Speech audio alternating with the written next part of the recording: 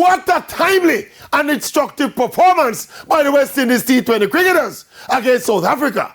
But of course, in the wider context, these warm-up games were in Jamaica that never been and will not be a part of the hosting of the World Cup.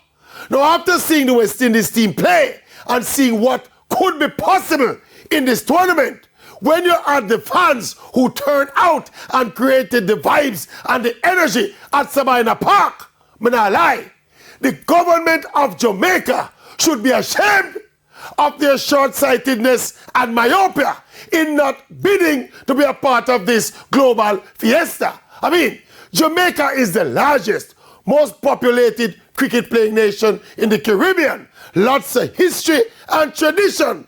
One of the most iconic cricket venues in the world.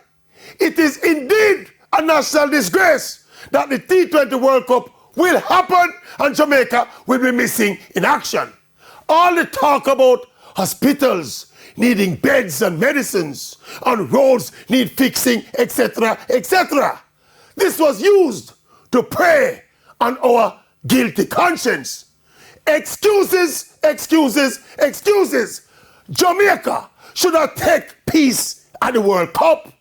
Full stop.